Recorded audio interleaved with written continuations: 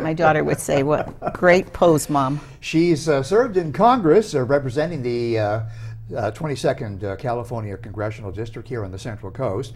And prior to that, she has served in the California State Assembly for 4 years. She's a mother of 2 children. She's a veteran elementary school teacher with a degree in education from DePaul University, Catholic University. We'll talk about that. She's also a defender of our freedoms, has been for, well, ever since she was a little girl.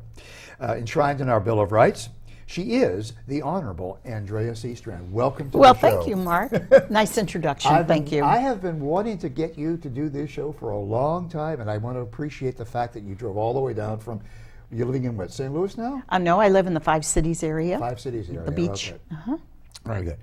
Anyway, I can't think of a better person to ask all of these questions. Our viewers are people who are very concerned about the erosion and the decay of our Bill of Rights and the freedoms that underpin our Constitution of the United States. And so you are an ideal person to address where we have been, where we are now, and where we might be going. So I'm going to start by asking the question that I always ask our guests, and that is, how did you form your own ideas of the basic freedoms that we enjoy here in this United States? Well, it's really interesting, and I guess I could put it into 3 words, my values: God, family, and country. I believe a famous general did a speech on that one day, long ago. But I guess I would simplify it to say that being a believer in God, Jesus is my Savior. I believe in the 10 Commandments. Never will change, no matter how hard they're going to try to change it. And also a believer in country, so definitely a believer in the Declaration of Independence, the Constitution, and the amendments. As hard as they want to change it, they will never change because they're basic values. They can't get rid of them. That's what the yeah, word. well, they might want to try to get rid of them, and right. maybe they'll be successful, but basically, I know the little mantra is, well, that was so many years ago, we're different now. No, right is right, wrong is wrong, and never. And they are inalienable. You cannot, you could not even give them up if you wanted they come from God. Right. So that is the basic: God, family, and country. Family. Now you got this from your parents are Roman Catholic? Well, yes, and basically I would attribute it to the wonderful nuns that I had along the way in my education. I was born on the southwest side of Chicago, kind of in an area that wasn't developed yet. The same neighborhood as Obama? No. I don't think so, no, on the southwest, by Midway Airport, when it was a tiny little airport, and the planes would come over. You know, it was really a time. And a lot of empty lots, if I may call it that, and lived in a 2-story. My parents rented, and my cousins were across the street, and it was the years when Mom would say, you know, this is like 5, 6, 7, 8, you know, go and play, and when the lights come on, you come in for dinner. So it was a great time. I went to Mark Twain Public School, and the American dream happened to our family. My dad was a blue-collar worker, a bus driver, worked for the CTA. And so the American dream happened. We purchased a home a couple of miles away from where we were living, further west, kind of where Route 66 ended. And it was a great little neighborhood. People, Irish, Polish, Croatian, all of the mixtures there. And I went to St. Daniel the Prophet School. And that's where I think I really started to get my education as to freedom. Basically, the nuns, Sister Paula, Sister Sarah, Sister Amadeus, all of them. Names? Oh my gosh, I see them. I can see them standing in front of the classroom. And in 4th grade, Sister Paula said, with her finger, I'm telling you this. It must have been on the 10 Commandments or something, you know, doctrine. And she says, it will never change, no matter who comes by to tell you that it will be different. Remember, no. And I remember her standing there, and that little saying stuck with me. It's amazing in childhood, the things that stick with you. And then, as I said, all of the nuns at the school, I went on to Maria High School, which was a Catholic girls' high school, and loved the Sisters of St. Casimir. A lot of them came from Lithuania. Many of them fled communism. We had a bishop in exile who spoke to us many times about totalitarianism, the evils of communism, Oh, wow. and to definitely understand that where is power located? You don't want a central government of power. So I would say with those forces, I think of them often, and am blessed by those strong women. And they would say to us, I remember, you are special, God made you, He loves you, there's a plan that He has for your life, He has given you skills and talents, and you're here to hone those talents and skills, so study hard. So that stuck with me too, you know. And so, and those are the days when Chicago used to be a very, very Catholic city. it was a very Democrat city Very too. Democrat, yes. but also very The Catholic. precinct captain came around Right, quite very often blue-collar, to our very dorm. blue-collar. Blue collar. Yeah. And it was a wonderful neighborhood, a wonderful, wonderful time to grow up in the early 50s, and naturally Maria High. I cried when I graduated in 59. Went on to DePaul University, a Catholic university. Well, it was a Catholic university. I'm at that sorry to time, say, yeah. as many of our Catholic institutions today, I say they've gone to the dark side, yes. One of the people we've had on our show, Professor Jason Hill, one of our first guests, is a professor of philosophy there. And he's fighting a singular battle to return the university back to its Vincentian fathers' roots. Yes, I've written the Vincentians. They were located in Illinois, in a town in Illinois, and said, "What have you done to my university? What have you done? What have you done?" Yeah. But you know, it's in a very hardcore democratic city today, and I'm sure there's a melding of the university officials, even if they're Vincentians, with the party, you know. And social justice is the big word today, 2 words. So it's sad when I read about Ben Shapiro was stopped at the door by 30 security guards saying, you can't step in here. Right. And he had to go to another venue, or to know that, well, it's just so much. It's very disturbing, but it's kind of the sign of the times. Well, speaking of the education factor, since both of us were talking in the green room before we went on air here, that education seems to be the reason why society has been taken over by cultural Marxists, and that we are not in the world that you and I grew up in. No. Well, it was working. It's always been working, I think, since time began with the Garden of Eden. But definitely there has been a movement to the Marxism. Now we call it different things, socialism or progressivism, whatever. And that was genius, wasn't it? To capture the word progressive. I mean, who I'm regressive. Who would object to being progressive, right? I try to use the word progressives, you know, but anyway. There's a whole thing now about don't use the dictionary of your enemies. Don't use the word progressive. Don't use the word liberal. Don't use the word gay. Don't use the word... Well, we used to be, you know, in the Founding Fathers' Day, I guess I was a liberal, you know. Yeah. But oh, now, God. you know, oh, yeah. words do change. And you'd now, be a you know, liberal then, we're a democracy when, you know, Ben Franklin said, we gave you a republic if you can keep it. Yeah. And we pledge allegiance to the republic. And yet Republicans will say we're a democracy. So they've been able to work us over the years to change the meanings of words, you know, and they're masters at it, and I think there's a plan, and people don't recognize the plan. You want to take the scales off your eyes and say, just look, there's a plan. And we go on our merry way because we're individualists. You know, we're not sitting there. Collectivists. Yeah, we're not collectivists plotting and planning. No. Right, and we don't go running around the streets. No, with our picket signs. No, unfortunately. But you know, let's move over to your years as a school teacher, elementary school teacher. By the way, I'm going to tell you that I've only taught college level. I think that anybody who teaches elementary school is a living saint, a saint on the earth. You already have your ticket to heaven by being an elementary school teacher. That's my view. Well, it was fun years. I taught for some 4 or 5 years in Salinas, and I had graduated from DePaul University. No, I was going to move and leave snow behind in Chicago, and came to stay with my cousin. Her husband was a doctor in Salinas, and they said, well, you know, shuffle around here, see where you'd like to settle. But I liked Salinas, and I was hired to teach 4th grade. And it was a wonderful time. And I would say, honestly, I don't think I'd want to go above the 4th grade. When the girls, at the end of the year, the girls discovered the boys and the boys started to discover the girls. Right. Gosh only knows what it is today. But I had great times with them, and I really enjoyed my time teaching. Yeah, and there was no mandatory sex education? No, not at that time. Right. We couldn't say anything about Christmas, but I Right. would say happy birthday on the, I thought, well, I could put a happy birthday up, so the kids knew what that meant. But we had a great time. So you were teaching in a government school? Yes. A government school. That was when it started. You started Right, to get right. the words. You can't do that. Right, right. And I was a member of the CTA. California Teachers Association, secretary. Sad to say they didn't support my assembly races, but so be it. That they would. So I want to just review a little bit more about the school, your school years as a teacher.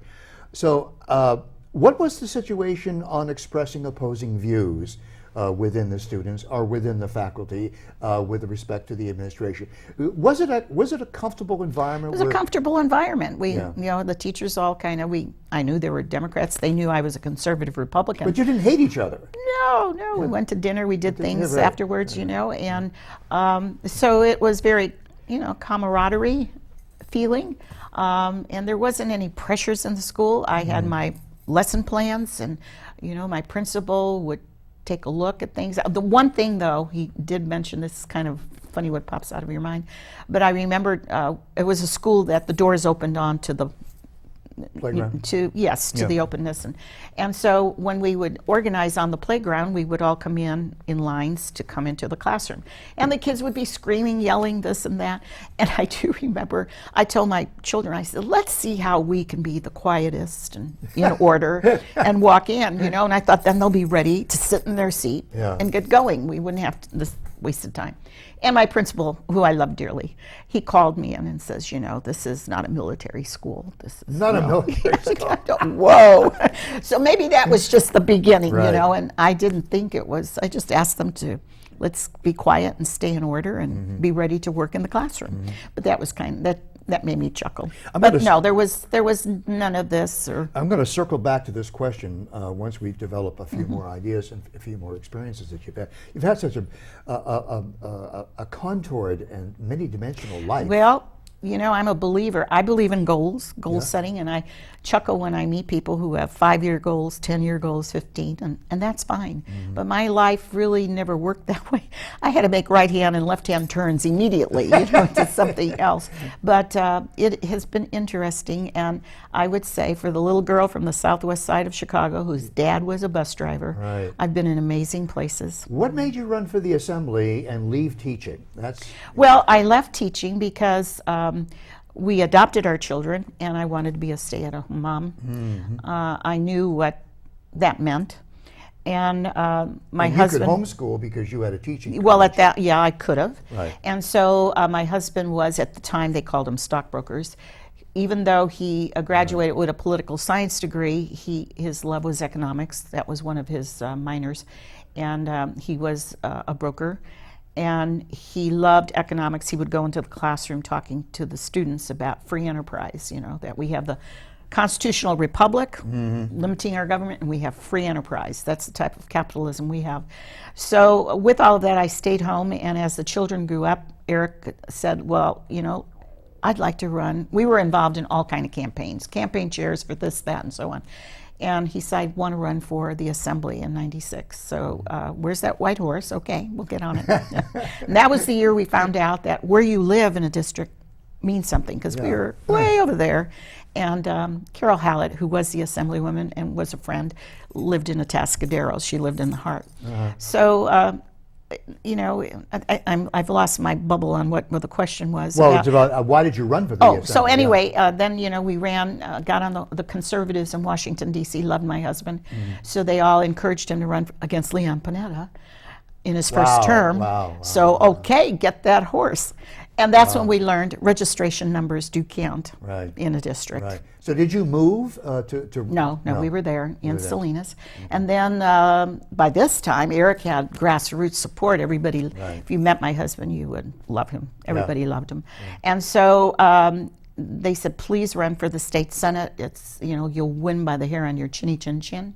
So we did, got on that horse again, and Eric lost by 840 votes, and we learned third parties matter. The only third party, Right. which included Santa Cruz, San Benito, you would think there'd be a Peace and Freedom, or Right. was a libertarian. Oh. And they put up a libertarian gentleman, and that was the year, I don't remember his name, but a gentleman ran for president, and he had ads on TV. Very attractive looking man. Yeah. Had great message. And so I remember my husband talked to them, and he says, if I'm going to win this seat, and we went to their meetings, because we Right. had camaraderie with them too.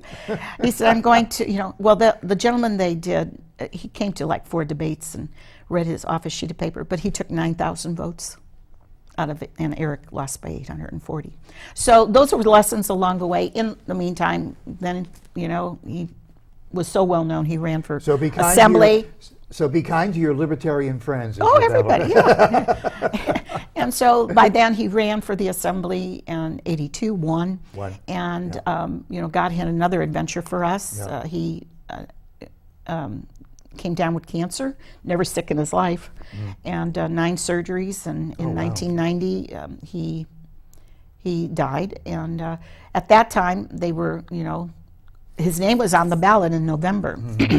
And so they said, we need somebody to represent him. I didn't know that. Yes, because he won the June primary. Right. So what happened is that the central committees find out these interesting things. They're the ones that would meet to decide who would be on the ballot.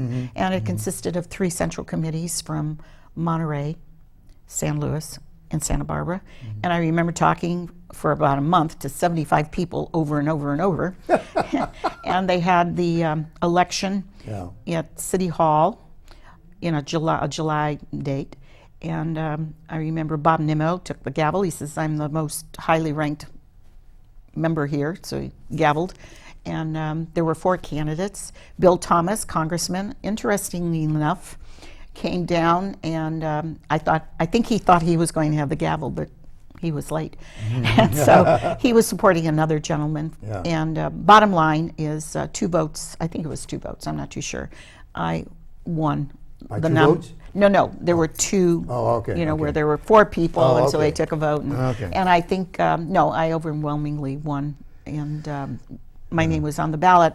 And that was, they were looking like, who's going to run? And I remember they approached me. I remember, the day after, or the day of when you have the funeral and all that, and you never admit that he's seriously ill and he's going to die. You get that out of your mind.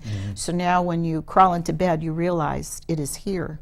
Now what am I going to do? Right. And so it was a chance to return to teaching, but people approached me and they said, we want you to run, because I basically ran the Monterey operation for the assembly district from my kitchen table. And we had a gentleman who would go to all the meetings. He was part-time. And so I knew the issues and all that. So I often say it was insanity and madness and a point of grieving. And in a way, it was good because it helped in my grieving process. It's a long process, and it comes out in different ways. I remember I'd be in Sacramento, and I think, I want to go home. And then I'd come home, and I found out it was part of the grieving, the running situation. So there was a lot. When I look back on my assembly years, I could have done so much more. I chastised myself on that, but I realized I was not in that state of mind, but it did save me. And but the fact that you were able to change gears so quickly, probably is a result of your family and your faith. Because you God opened the door. Where's that cliff? I'll jump off of it. Yeah, because you had transcendent values and transcendent principles. And my children, one was going to school up north, and Chico State, and the other was going to community college in Monterey. And the sad part is she was left behind in the house. And she says, the sad thing, Mom, is I saw Dad, all the time in that house. But after redistricting, we knew that when Eric was in the assembly, one day Monterey would be taken out of the district, and so on. So I did move down, never looked back. Love San Luis Obispo. And that's actually in the assembly. That's how you get interested in the space. When I was in the assembly, naturally there was BRAC, where the federal government was looking how to shut down unused bases or how they can consolidate and so on. And you were the founder of something called the California Space and Technology Alliance. Yeah, I would say maybe I wouldn't, because they were the I don't want to not recognize the community things. They were there, and they said they were working for a while trying to speak for the Vandenberg and make sure everybody understood the importance and what it meant to our Central Coast. And they hired me after I was defeated in Congress. They hired me, and I was the executive director of CSTA. And then as time went on, and too long of a story, another story for another day, it morphed into the California Space Authority. And I would liken it to, I guess you would say, a chamber of commerce for space. For space. For the civil, with the NASA centers. We have 3 in our state, and there's only 10 in the nation. We have the military, the defense, all over the state. LA Air Force Base purchases, if that's the procures, whatever the correct word is now, all of the rockets, the satellites for all the military space operations. Important. They don't have a runway, but the LA Air Force Base. So with all of this, and then you have the commercial space starting, the SpaceX, the Sir Richard Bransons, you know, wanting, and Mojave, and all of this starting to come. How can we develop the commercial space aspect? So it was a wonderful 14 years. I miss it terribly. My team that worked with me worked very hard, and they loved their work, and they were all for California. How can we make sure that people understand that California leads in space? And the French knew it, the Indians knew it, China knew it, but somehow in Sacramento, they didn't know it. There's a lot they don't know in It's Sacramento. because we are so blessed. We have so much tourism, ag, this, that, and so on. And so space, you know, and unless you come from, you're an assembly member from a district that has Mojave in it, or Edwards Air Force Base, or LA, or you have Lockheed Martin and Boeing, or Vandenberg, you see a little piece of it, but you never get what's in the entire state. And academia, I mean, all the universities with the grants.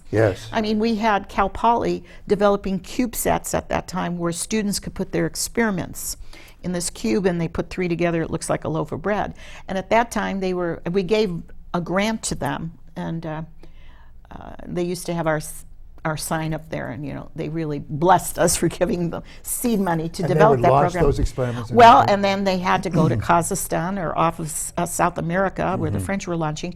They couldn't launch on American rockets. You know? So we worked very hard, and I'm not going to, but need I say, they're launching off American rockets today, and not only students, but also companies with their experiments. And we have a conference that is held, you know, in San Luis, where people come from all over on the CubeSats. So that's just one little piece. Nobody will ever know the amount of work we did, but it was exciting times. Well, we'll get about 30 minutes left on our show, so I'd like to switch gears again. And now I'd like to go into your years in Congress. And yeah, that's how I first met you, by the way, a long time ago. This is 1995 we first met. Well, you know, I was in the assembly, and then much of the district, except for Santa Maria South, was in the district already. And when Congressman Huffington decided to move to run for Senate, that opened the seat. And again, I had people coming, and it was kind of a natural. And so I thought, okay, the white horse or the cliff, what the heck? And it comes back to that, when a door opens and you say prayers, and you see what happens. I had discussions with God after that to understand. Well, the door opened, but boy, you certainly slammed it on my fanny at the end. You know, I don't understand that. But anyway, there were things then that I saw. My mother was ill. My daughter was in a very serious accident. I had to come home. So anyway, you know, it was wise. But so it was an interesting time, because it was the 104th Congress where the Republicans took over. The Contract for America. The Contract for America took over for 40 years. And it was one of the biggest sweeps of republicanism in the history of the country. I think 35 governorships. Because we had something to say, a message. Right. A positive. Yes. Yeah, this is what we're going to do. I keep saying, where's our message? Yeah. Where's our message? One of the first things that she did when she got to Congress. Oh, tell me, what did I do? I read up on you. I've done my homework, Andrea. What she did was to prove that the Republican wave was serious about cutting government and cutting expenses of Congress, is that she co-sponsored a bill. The bill was passed to cut the free ice delivery. Remember that? Oh yeah, in fact, Newt gave us a bucket so that when we went to the Rotaries and all that, we could take that bucket. That was fun to get on the plane with it. But to take that bucket to say this was free ice, and we had little mini refrigerators in our office. Why were you getting free ice? Well, you kept some people Oh, I see. employed. Adult beverages, perhaps? Yes. Well, no, I don't think so. You could have it out of your mini refrigerator. It was just a tradition, and it was nobody thought to cut it off, and there were some jobs involved, and I'm sure unions were involved, so that was it. Those were so this some ice of the would fun just show up every day? at your door, yeah. And what are you going to do with it? I mean, it'll melt if you don't do anything. Yeah. It just, but that was one of the things. So it got a lot more serious But after the that. Contract of America was very serious. It was very less government, limit government, and as we're making laws, one of the things was in Congress itself was that I have to live by the same law that I'm putting onto business. Right. So I don't know. I'm sure they may have changed that now. I don't know. But at that time, that's what we changed, and it was an interesting 2 years, and especially those first several weeks, because we worked till 2 in the morning. And I know a lot of people, a lot of the members had Band-Aids on their feet because they were running back and forth, voting. Was that before the trolley was installed? Oh, the trolley was always there. That was on the Senate side, not on the House side. But anyway, I did a lot of walking, and it just a wonderful time. I do have to say that I sometimes feel like, when you take the remote on your Netflix or your TV and it goes, fast forward, that's how I feel about the Assembly and the Congress, those 6 years. And I have to sit and think about it, and I often think I could write several books, one on, my husband's surgeries, one on the Assembly, one on Congress, and one on the Space Authority. I could, that's 4 books. And just put me under hypnosis or something to remember all the things that happened, because there were great adventures along the way. And it made me understand, too, the importance of our wonderful government and the Constitution. And I went away understanding there's a fragileness to Washington, D.C. And it is a bubble. And they don't necessarily, the majority of the people don't think the way we all do in the hinterlands. But it's very fragile. And I don't think people really understand that. I'm going to circle back now to that original question that we're going to ask. And what do you think is the biggest threat today to our constitutional freedoms?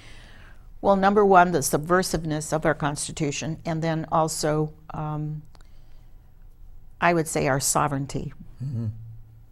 Those two things. And then I guess I might throw in Silicon Valley.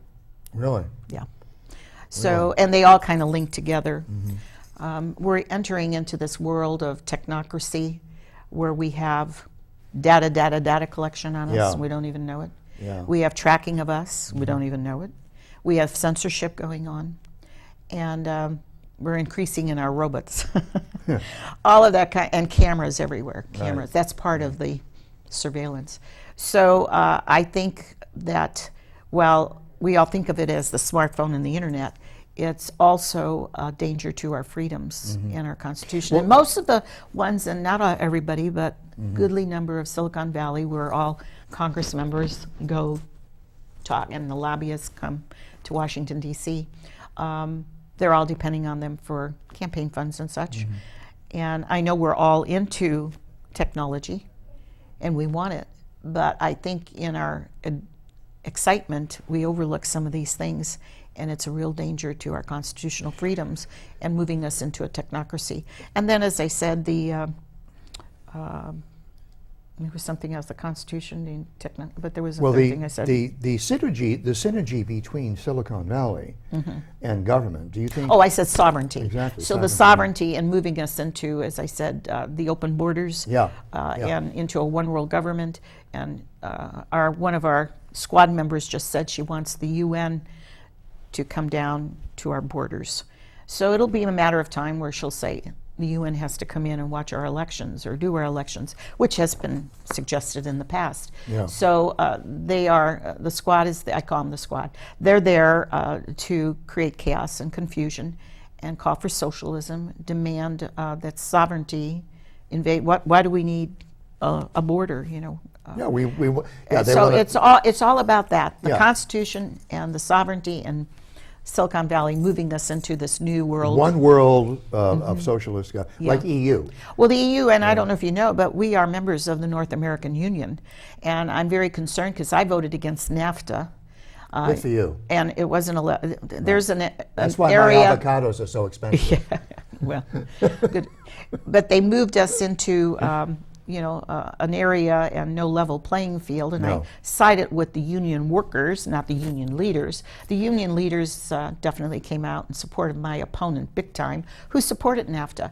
But 20-some years later, well, golly, I don't know, 1996, these years later, 23 years later, I'm proven to be correct. Right. Pleased that our president moved to renegotiate, but I'm concerned that it's the U.S., what is it, USM, it's the U.S., Mexican, Canadian, whatever he calls it.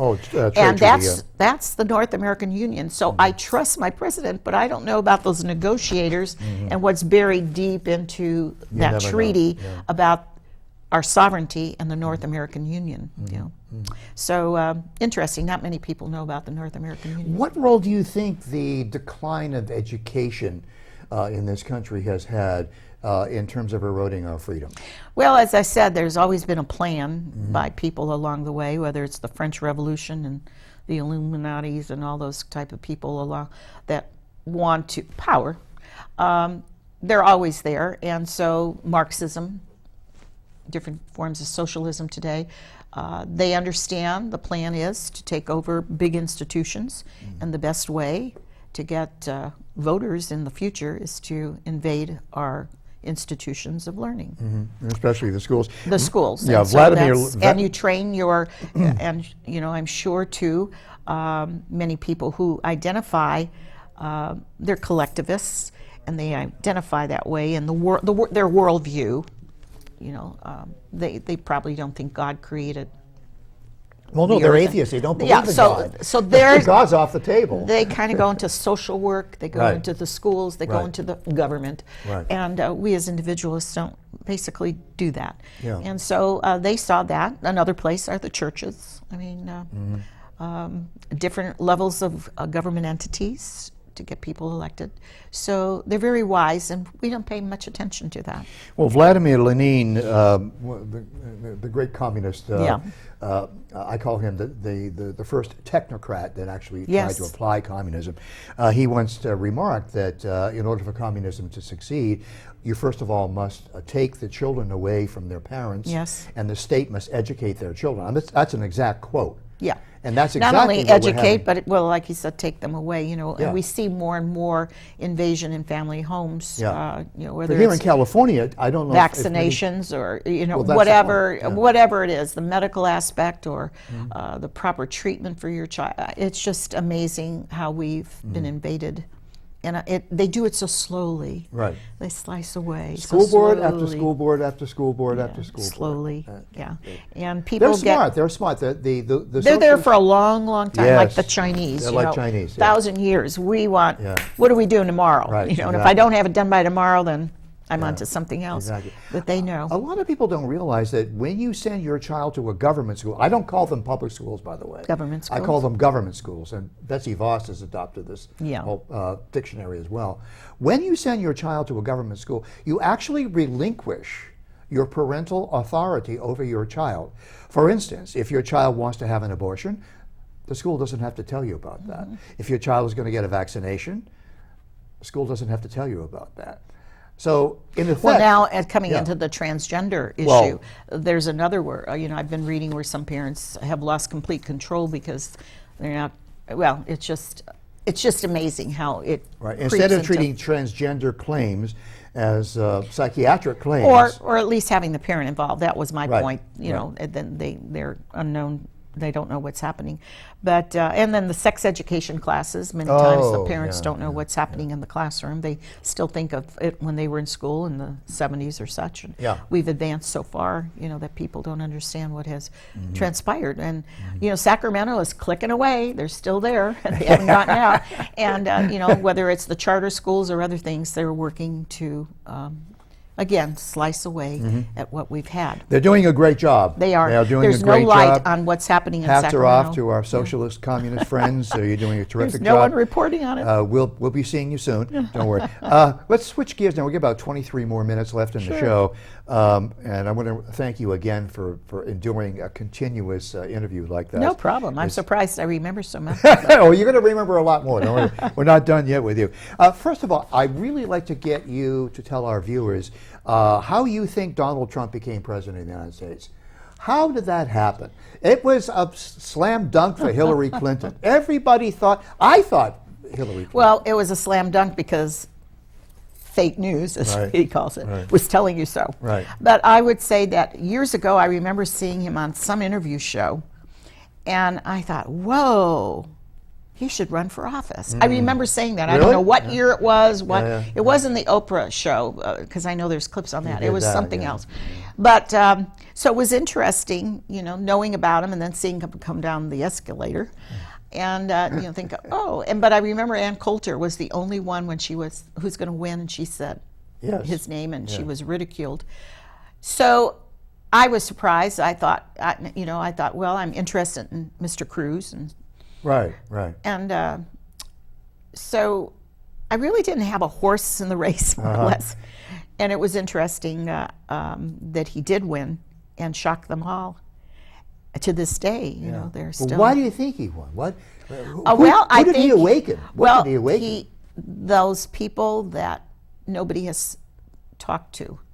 I often think about Paul Ryan, our speaker. Right. I don't know what he did as the Speaker of the House for all those years. Not much. I went in '94 to change the immigration policies. Hadn't happened. So my point being is, we're going to help you. We're going to do this. We're going to do that, and those promises never happened. He came and he said, "I'm going to do this, this, this, and this," and he hit on the working men and women, I think, of this country in the middle. Blue collar. Yeah. And those Yeah. used to belong to Democrats. That's right. When I saw Wisconsin fall, I saw Pennsylvania, Wisconsin, Ohio, Michigan. I Well- looked at the screen and said, what? Yeah. And I think we have to remember, they try to make him look dumb and stupid, mentally ill, and all that. They keep coming up with different mantras for his name. Right. But basically, he's a sharp cookie, a businessman from New York. And he also is entertainment. Yeah, very And he entertaining. I think he has a feel as to what goes Yeah. in entertainment and Yeah. what messages go. Yeah, he's a genius at using He is. Twitter to get into the mind. And it drives them crazy. drive them crazy. It sometimes drives me crazy, but I know there's a method to his madness behind all of that. Before they can react, he's Yeah, already tweeting either. something else. Right. So anyway, some of them I do get, you asked for problems there. Right, But minus all of that, he interrupted their movement toward one world government. I don't know about other people's assessment, but I've been studying this for over 50 years. And that's what it is. He interrupted their plan. He talked about America first. That's a very interesting way America to put it. first. Yeah. Not yeah. the international globalists, NAFTA. We're going to be all, Yeah. our companies are all going to become global companies. No, he talked about America and bringing the jobs home. And I said, amen. And I knew something was up when Hillary on election day called off, it was announced, she called off her fireworks. I think it was in the New York Harbor. Oh, yeah, I remember. And I thought, something's afoot. Yeah. She broke the glass ceiling. If she broke the glass ceiling, she would have those fireworks. Fireworks, exactly. Yeah. And and I thought, something's afoot. And sure enough, Florida, this and that. And Right. I think we were all mesmerized and glued to the TV set. Right. I know I was glued when George Bush and the Chads, remember that? For weeks I was glued to the TV on that. But I'm a junkie, and I always would laugh because I'd come home at 2 in the morning from my work in the congressional office to my apartment, and I turn on C-SPAN to see what was going on the floor during the day. So somewhat weird that way, but I find it interesting, and it's history in the making, really in the making. And are we going to survive as a constitutional republic? Are we going to be free? Do you think that resonates enough for him to get reelected in 2020? I don't know, because we do have the media, and we have, thank God for the internet, but we have so many of our conservative newsletters being dismissed by Google and so on, and being censored. So I don't know, and we do have that movement with the squad screaming every day, and I'm amazed how this woman came into being, and she gets all the publicity. I mean, I could be in Congress and have press releases 3 times a day and nobody would pay attention. But she does have her, her Twitter, and she's talking to the young millennials and the younger ones, and they have this idea they got their free cell phone, they want free this and that. And I truly believe that there's so many people that don't know really who's going to pay for this. When they say the billionaires, well, there's only so many billionaires. And so I noticed that we're going to have free, was it Warren? We're going to have free, pay the debt off for tuition. We're going to pay, Bernie came out and said we're going to pay off medical debt. And so it just goes, and he won't pay a credit card debt, though. He's not going to pay the credit card debt. And Newsom just came up and said he's going to give free 2-year college. And I always feel, it sounds good, but you got to have a little bit of yourself. Even the bus driver's daughter got a job at the age of 15 and worked my way through high school and college to pay for my tuition at that time. Mom and Dad gave me room and board, but I had a buy-in, and I think you need a buy-in. So it's going to be interesting, and back to, I don't know. I am, in my bubble, I say, yes, he's going to win, because it's just plain common sense. It's logical. And I don't want to be Venezuela. But again, the younger people do not know their history. They don't know about Nazi Germany, that it was a socialistic country. They don't know about fascist Italy. They don't know about the Holocaust. They don't know about Venezuela today, or all you have to do is watch some of these campus reformer that they'll go on campus asking seniors of colleges questions, and they can't answer some of the questions. I thought the interesting one was when Elizabeth Warren spoke at one of the Eastern colleges, and they went on the campus to ask, what do you think? And one fellow, I don't know who she is. Well, don't you think if she's speaking at your graduation exercise that you would know a little about her? And they asked, this is the one though, they asked a young lady, and they said, are you for socialism or capitalism? And she says, well, I don't really know the definitions. And he says, but you're a business major, you're graduating. Oh, God help us. But I do want to say this, when we brought up about, I want to go back to this, where you mentioned the republic and democracy, where they changed that.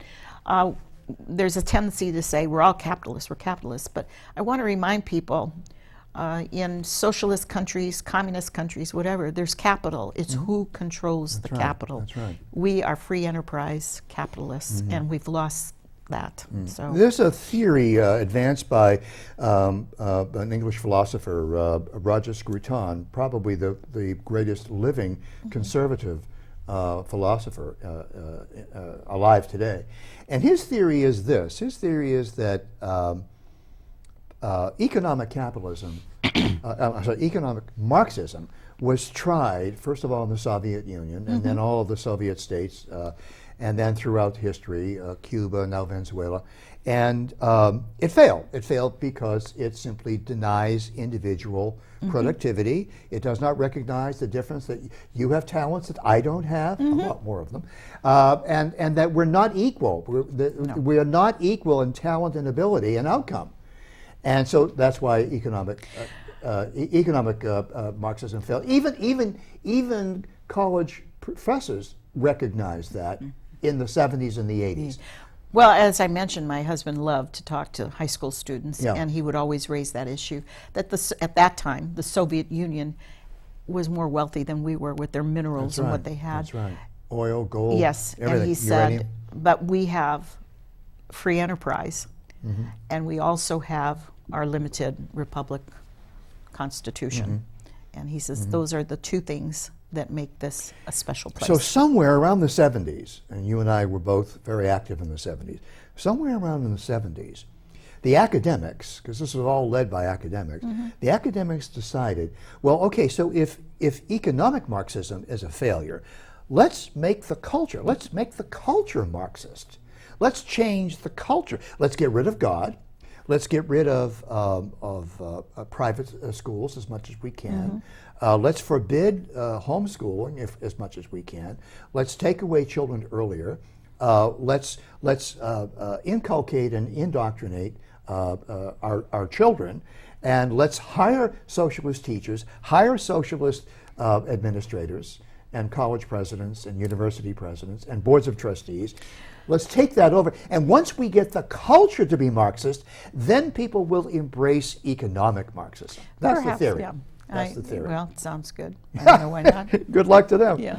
But anyway, that is... And they've been doing it, you know, and with the years of education and constant movement in that direction, you know, the newer teachers coming out will have that. Yeah, it's just interesting times. About 13 more minutes left, Andrea. Do you consider yourself and describe yourself as a conservative, and if so, why? Well, I think in today's world, yes. Limited government, individual responsibility, and with God's help, a better world. As I said, probably when I was during the Founding Fathers, I'd be a liberal. But I am not, I don't consider myself an establishment Republican.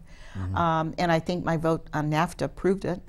I had many of the very smart men saying we need to have free trade, and I'm thinking, wait a minute, free trade, but this isn't a level playing field. And I will point to our greenhouses down in Carpinteria. That's where I live. All right. Yeah. And the cut flowers, and that now was they're passed. all growing cannabis. And it all went to Colombia and other places because they didn't have to worry about, I'm sure, pesticides and wage, you know, what are you paying and so on. And so we lost all of that. So yeah, they're empty, and now they're trying to supplant it with the cannabis. But that was just an example. So I'm not and I'm also not a neocon, where many of our Bill Kristol's, well, I don't think he's a Republican anymore. I think he's now declined to stay. He's wandering around somewhere. But anyway, you know, let's go all around the world and get involved in wars. No. And I think our founding fathers, I don't remember which one, maybe it was Washington, can't remember which one, that said, be careful, do not get entangled in foreign wars. And it doesn't mean you don't care about, you're compassionate, but you have to be careful about sending our men and women. You know, I voted against, at that time, the big thing was Bosnia. And I think those people have been fighting for hundreds of years, and there's conflicts, they hate each other, you know, same thing in the Middle East, the different tribes and that. And I'm going to go straighten them out, I'm going to tell them what to do. No.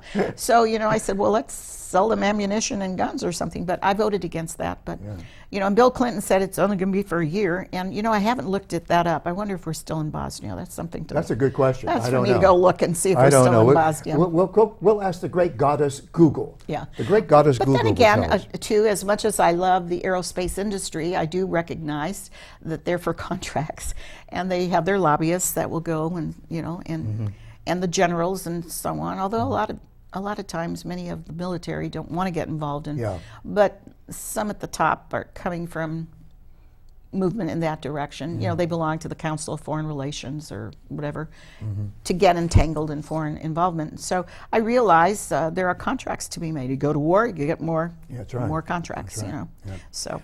Last 10 minutes, we're going to shift gears one last time, and you're very skilled at building campaigns and helping people to discover the electoral process. You've been working at this for many, many years. Before you went to Congress, after you went to Congress, you're still doing it today. Oh, so what advice would you give? You might say I'm very skilled, but it doesn't look too good in Sacramento or the congressional thing or locally. You can be a great coach, doesn't mean you can be a great coach, doesn't mean your football team's going to win, right? I know. All right, so you have been coaching a lot of people on the Central Coast. What advice would you give to people? We have an upcoming election for Congress again, the seat that you once held, between Salud Carvajal and Andy Caldwell. So what advice would you give to those who think the way you think to actually make California great again?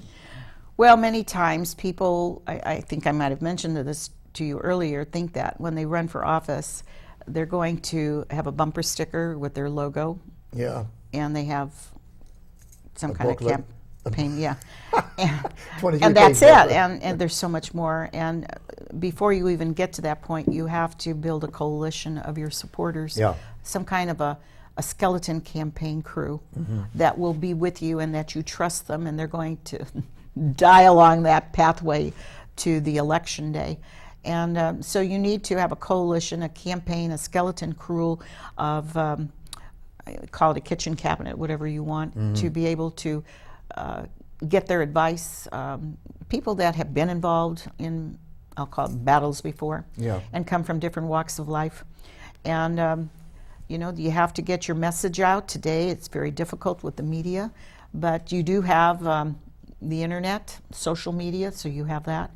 But I think you still have to be seen in areas everywhere you can go, just like we saw where President Trump went to places nobody would go.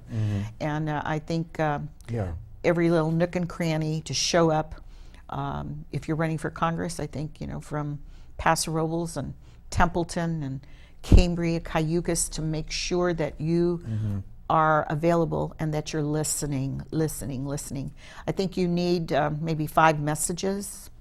Sometimes people get too much explanation, and you have to understand the average voter is not weird like you running for office, and you want to know every little word. You need simple messages, just like Trump had. He's an Right. example. Yeah. And you repeat those. It's your mantra. You have your 1-minute elevator speech. You have maybe a 3-minute. You have a 5-minute, and then a 10-minute for the Rotary with questions. You know, but a lot of people want to say too much, and I think you need to repeat. Just like the contract with America, Right. 10 issues, repeated it over and over, and then when you go back to whatever office it is, whether it's Congress, state senate, or whatever, that you can come back and report to the people. These are the things I said I was going to do, and that's it. I mean, there were votes that I cast that I knew, well, there goes 2,000 votes. But I had to look myself in the mirror, Yeah. and I knew that I promised I was going to do that. And, you know, I was defeated from Congress by 10,000 votes. And, you know, it's just, and the Central Coast is wonderful because people are involved. I think I won with, I want to say 100,000 votes, and my opponent by 110,000 votes. But the point was, people were engaged. Yeah. Yes, you know, whatever, Oh, it get was involved. fantastic. Yes, Yeah, it was. where you have some districts, if you look at registration, some of them in, you know, in LA, they might win with 50,000 votes, you know, because they don't have registered people or the people don't go to vote. So we are blessed on the Central Coast that people are involved. And so I would say that you have to get that coalition around you, people that are, I don't want to say devoted to you, but devoted to your cause, which is for... So voter registration, you'd say, is step 1. Oh, definitely. Voter You registration. got to get, yeah, but and you can't do it as a campaign on your own. No. You can have a group working it, but you've Right. got to coalesce with, you know, the committees or different Republican women, in this case, Yeah. Republican women groups. And there are a lot of those. Yeah, A lot of and those. unfortunately, the state level, it fell off, I don't know how many years ago, and they didn't put importance on registration, and I think that's why you see... There's only 28% Yes. GOP registration Yes, currently. and we haven't had anybody carrying the message Right. at the state level. Right. You know, our different candidates. Meg, what was her name? Meg. She ran for governor. I've lost her how name. quickly we forget. Wasn't it Meg? Not Meg. Well, you know who I mean. Meg Ryan? From, Not Meg Ryan. from That's the actress. HP, from Yeah, HP. from, yeah, Hewlett Well, Packard, yeah. gone. Anyway, Yeah. 3 o'clock this morning, I'll think of it. But I mean, she spent, she spent a lot of money. Yeah. And yet, what was her message? I remember there was some issue she was making in English on an English that she was for this, but when she did it on a Spanish radio station, she was against it. And I Oh, my remember the 2 guys, John and Ken? Yeah, they called her on that when They she did was on really the good for program. them. And Yeah, they're pretty good And at you know, that. I felt sorry for her because she hired a lot of people, consultants, and they were buying ads. Does she really know what they were buying, Right, really, when you come right, down to it? right, But right. she was caught on that one, you know. I don't remember the issue, but So voter registration, then of course you move on to grooming candidates, finding candidates. yeah, well, that should be the local Yeah, party. there used to be a Lincoln Club here in Santa Barbara County, and when I first got here, working with your campaign, there was a very active Lincoln Club, and the Democrats have their own version. They of do, this, I think, yeah. and it's much more efficient than the Republicans. I don't remember if the Lincoln Club, I'm sure they would look for candidates, but they were basically to raise dollars to give to candidates. Yeah, I remember the But process. that's what the party's all about, is to look for candidates. But if you don't put a hand out, if you don't build relationships in the community to say, did you ever think about running for office? A lot of people never think about it. Right. And, so you have to have a network there, and you have to have an active somebody within the local party, whether it's Democrat or Republican, to actually go out there and recruit. And I think today what's hard for us being conservatives, people who are the individualists, do I really want to run for office and have all these nasty things said about me? Sometimes they're lies, and bring down my family, my children, my business. When you have Hollywood actors, Deborah Messing and the other one where they said, we want to know who's working with us and we want a list. I guess now Eric McCormick. Yeah, they came out and they didn't realize they were going for a black list. Right. So they backtracked on that. But I mean, this is where we come to. So I can understand a lot of people that perhaps have never thought about running for office. If they even gave it one little slight thought, it goes right out the head. Well, if they went to a school board meeting, they would run for office. They have to go there and be passionate about an issue. Yeah. That would then cause them to say, I want to run for office. That would be the way to do it. But if they could see what's happening to our children, if they could see that forced sex education of 5-year-olds, convincing them that they're transgender, the gender bread, and then we can't even go there. This is family television. There's no there's only got 2 more minutes left. Yeah, but it's amazing. But okay, so do you think California will ever be a red state again? Well, I thought my daughter and I gave a discussion, a short one, about whether we're going to move because of the situations and how it's going to get worse in California. And after much discussion, it was decided we're staying. And I would say philosophically, I don't like hurricanes, mosquitoes, frost, snow, all that. So we're staying. But the point is it's basically to stay and fight. Many of my friends, 4 of them this year, moved to Prescott. And I said, well, you better get involved in politics in Arizona because last I remember, they just elected a socialistic senator. And I said, so you better get working, but try to undo what's here. I don't know if it's possible, but I'm going to do the best I can. Yeah, well... never surrender, never give up. That was in a sci-fi movie. I remember Tim Allen. And then our dear Saint Junipero Serra, who said, always forward, never back. I like Roger Stone, who had a great career as a political analyst and advisor. And he has on his wall in his office, never apologize, never give up, never surrender. He must have watched the same sci-fi movie I did with Tim Allen. I can't remember that. But I remember the aliens came, they never surrender, never give up. Well, this goes back to, I'm going to loop back to the very first thing that you said on this show, and that is that we are endowed with inalienable rights. They can't be taken away from us. We can let them go, but they can't be taken away, and we can't get rid of them even if we wanted to. And so at a certain point, people have just got to say, enough. I can't take this anymore. So, I guess it's the old story, as you pray, as it all depends on God, and it does. It does. And then in the meantime, I guess this is a politically incorrect statement to make, but pass the ammunition. And I mean that. I think it was said at the Alamo or something. We know what you mean. Thank you so much for being on the show. We'll see you later. Thank you. Good luck with the rest of your life. Well, thank you. All right. And we can just...